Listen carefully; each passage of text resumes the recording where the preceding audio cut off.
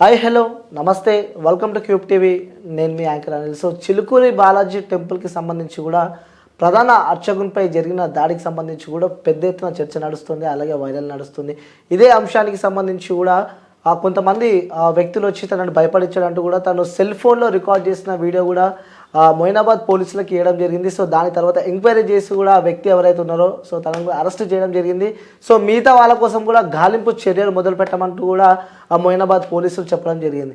So ఇదే అంశానికి సంబంధించి కూడా నెటిజన్లకి ఒక షాకింగ్ న్యూస్గా చెప్పుకోవచ్చు. ఎందుకంటే ప్రధాన అర్చకుడుగా ఉన్న ఆ వ్యక్తి ఎప్పటి నుంచో సేవలు అందిస్తున్న వ్యక్తి.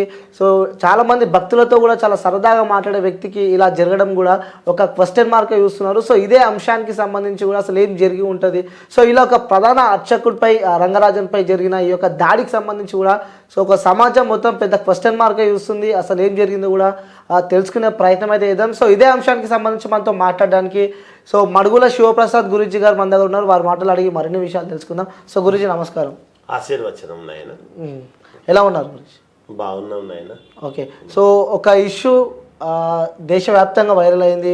చిలుకూరి బాలాజీ టెంపుల్ ఎంతో ప్రతిష్టాత్మకంగా కూడా మనం అక్కడ కొలుస్తూ ఉంటాం, భక్తులు అక్కడికి వెళ్తూ ఉంటారు. సో అలాంటి ఒక టెంపుల్ దగ్గర ప్రధాన అర్చకులుగా ఉన్న రంగరాజన్పై జరిగిన ఈ యొక్క దాడికి సంబంధించి ఎలా చూడవచ్చు అంటారు అసలు? శ్రీ మహాగణాధిపతయే నమః, ఐం మహాసరస్వత్యే నమః, శ్రీ లలితాంబికాదేవ్యే నమః. చిలుకూరు బాలాజీ దేవాలయం అనేటువంటిది చాలా సుప్రసిద్ధమైనటువంటి దేవాలయం, అందరికీ తెలిసినటువంటి సంగతే. ఆ దేవాలయ ప్రధాన అర్చకుడు ఆయన మహనీయులు సౌందరరాజన్ గారి మీద ఈ విధముగా దాడి జరగటం అనేటువంటిది నేను కూడా ఈ యూట్యూబ్ ఛానల్స్ ద్వారా వాటి ద్వారా చూస్తూ ఉన్నాను. పొద్దున్నుంచి కూడా మనస్సుకు చాలా కలతగానే ఉన్నది. ముఖ్యంగా మొట్టమొదట ఈ దాడిని నేను చాలా తీవ్రముగా ఖండిస్తూ ఉన్నాను. ఎప్పుడూ కూడా అర్చకులు భగవంతుడికి భక్తుడికి అనుసంధానకర్తగా ఉంటారు. ఎప్పుడూ కూడా దేవాలయ ప్రధాన అర్చకుడు అని అంటే దేవాలయంలో ఉండేటువంటి భగవంతుడితోనే సమానము. అక్కడ మూల విరాట్ ఎంత ప్రాధాన్యతో ప్రధాన అర్చకుడు కూడా అంతే కదా. అటువంటి చోటికి వెళ్ళి మరి కొంతమంది వీళ్ళు ఈ చేయడం అనేటువంటిది ఎంతవరకు కరెక్టు? పైగా నేను చూశాను అందులో ఆయన ఒక అతను ఏదో పేరు చెప్తూ ఉన్నారు, రాఘవరెడ్డి అని ఏదో పేరు ఉన్నారు, వీరరాఘవరెడ్డి అని ఆయన. ఇప్పుడు దీంట్లో నేను భగవద్గీతలో శ్లోకాలు నేను చెబుతాను అనేటువంటి క్రమములో చెబుతూ ఒక ఇది చేస్తూ ఉన్నాడు ఆయన.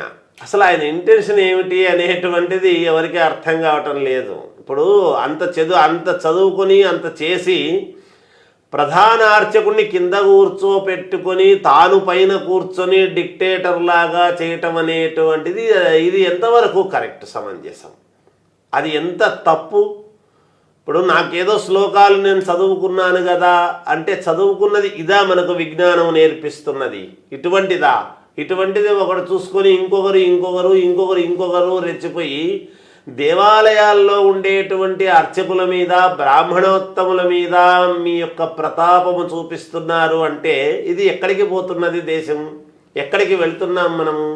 పైగా కేంద్ర ప్రభుత్వములో ఇటువంటి ధార్మిక సంస్థను కాపాడేటువంటి బీజేపీ ప్రభుత్వము ఉన్నటువంటి సమయములో ఇటువంటివి జరుగుతున్నాయి అంటే ఎంత బాధ అవుతుంది మనుషులకు. అర్చకులు వాళ్ళు దైవాన్ని నమ్ముకొని చేసేటువంటి మహనీయులు. ఈ దేవాలయం ఇది ఒక్కటే అని కాదు, ఎక్కడ దేవాలయము ఉండినా భగవంతుణ్ణి నమ్ముకొని ప్రజలను నమ్ముకొని వాళ్లకు సేవ చేస్తూ ఉండేటువంటి వాళ్ళు అర్చక స్వాములు. అర్చకుల స్వాముల మీద, పౌరోహితుల మీద, బ్రాహ్మణోత్తముల మీద ప్రతాపాలు చూపించడం మొదలు పెడితే ఇది ముక్తకంఠముతో ఏకకంఠముతో నిజంగా కూడా బ్రాహ్మలు అనేటువంటి వాళ్ళు ప్రతి వాళ్ళు కూడా ఇది చాలా ఖండించాల్సినటువంటి విషయమని నేను గట్టిగా కూడా తెలియజేస్తూ ఉన్నాను. ఇందులో వైష్ణవులు, స్మార్తులు, మధ్వలు అనేటువంటి సాంప్రదాయాలు కాదు కావాల్సినటువంటిది. బ్రాహ్మలు, అర్చకులు, దేవాలయాలు అనేటువంటివి మనకు ఏమి చెప్తున్నాయి అంటే మనము చేసేటువంటివి ఇంకా ఇవన్నీ జరుగుతూ ఉన్నాయి కాబట్టి సమాజంలో ఇటువంటివన్నీ నిష్టగా చేసేటువంటి మహనీయులు ఇలాంటి వాళ్ళు ఉన్నారు కాబట్టే ఇంకా ధర్మము న్యాయము అనేటువంటిది ఎక్కడ ఒక చోట నిలబడుతూ ఉన్నది, ఇంకా కొంతవరకు కాపాడుకోగలుగుతూ ఉన్నాము. ఇటువంటి వాళ్ళ మీద మీ యొక్క ప్రతాపాలు చూపిస్తూ దౌర్జన్యము చేస్తూ ఇలా ఇంటికి పోయి ఇంకా ఇంట్లోకి పోయి చేసి చొరబడి చేస్తున్నారు అంటే రక్షణ ఎక్కడి నుంచి వస్తుంది, ఎలా వస్తుంది, ఎలా వాళ్ళు కాపాడుకోగలుగుతారు? ఏదైనా ఇబ్బంది వస్తే భగవంతుడు ఉన్నాడు అని నాలుగు గోడల మధ్య కూర్చొని స్వామి తండ్రి అని చెప్పుకునేటువంటి వాళ్లకు ఆ భగవంతుడి సన్నిధానములోనే ఉండేటువంటి అర్చకుడి యొక్క ఇంట్లోకే జొరబడి వచ్చారు అంటే ఇంకా రక్షణ అనేటువంటిది ఎక్కడి నుంచి వస్తుంది? ఏది ఇబ్బంది వచ్చినా భగవంతుడిని కోరుకుంటాం. ఇంకా భగవంతుడి దగ్గర చేసేటువంటి అర్చక స్వాములకు కూడా పోలీసులను పెట్టుకోవాల్సిన అవసరం ఏర్పడుతుంది అంటే మనం ఎక్కడికి పోతున్నట్టు? సమాజంలో ఏమవుతున్నట్టు? అసలు ఏం ఆలోచన చేస్తున్నారు? అసలు ఏమి కావాలి? రాముడు గొప్ప అంటున్నారు, రాముడి యొక్క ఇది తయారు చేస్తున్నాము అంటున్నారు. రాముడు ఈ విధముగా దండెత్తమని చెప్పాడా?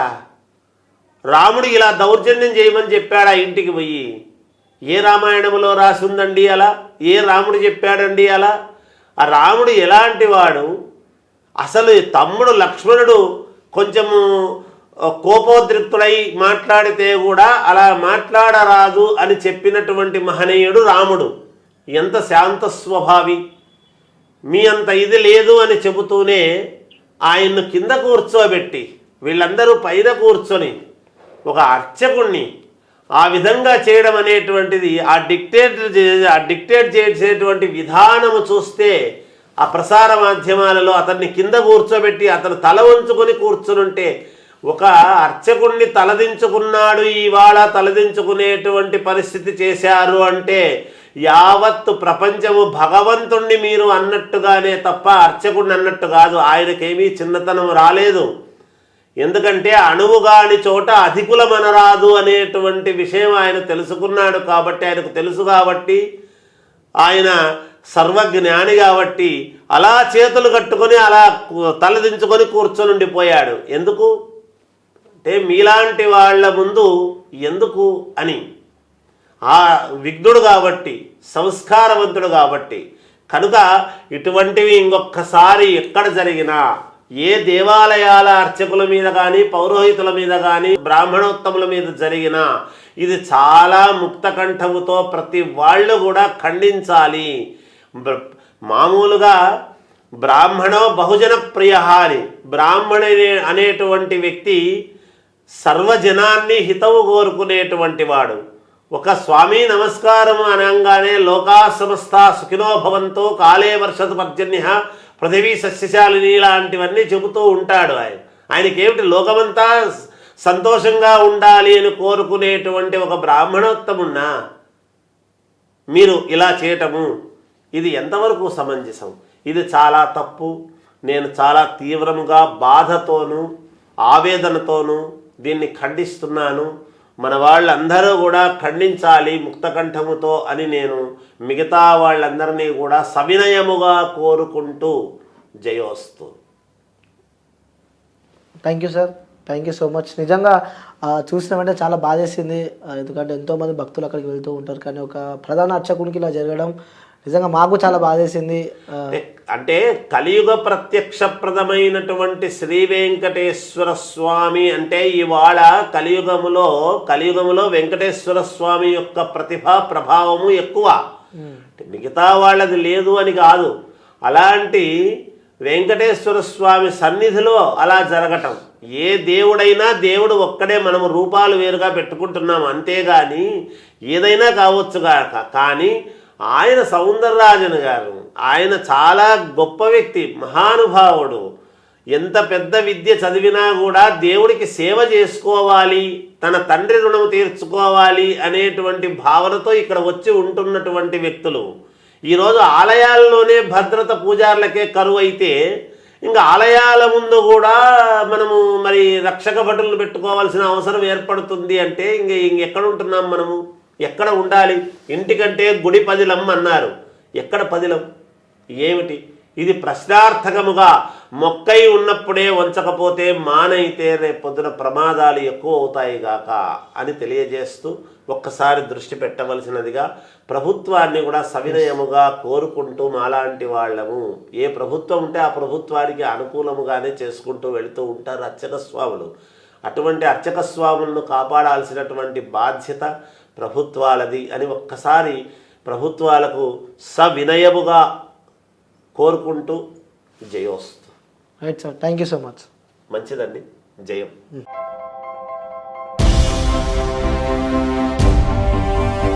ఏంటి అలాగే నిలిచిపోయావు? గోల్డ్, డైమండ్, సిల్వర్ రేట్ ఇలా ఉంటే ఇలా నిలిచిపోకుండా ఎలా ఉండేది? మన కంట్రోల్లో లేని దాని గురించి ఫీల్ చెయ్యకు. ప్రజలకు మనం ఏం చేయగలమో ఆలోచించు గురు. తగ్గింపు ధమాకా. అన్ని బంగారు నగలపై లలితవారి మార్కెట్లోనే తక్కువ తరుగులో ఇంకా 1% తగ్గింపు ఇద్దాం. ఓకే, వజ్రాభరణాలకు క్యారెట్కు 5000 రూపీస్ తగ్గింపు ఇద్దాం. హలో, నన్ను మర్చిపోయారే, వెండిలో కూడా తగ్గింపు ఇద్దాం. అంటే ఇది బంగారం, వజ్రం, వెండి తగ్గింపు ధమాకా. మీ లలితలో ధరలు కంపేర్ చెయ్యండి. ఎక్కడ తక్కువో అక్కడే కొనండి.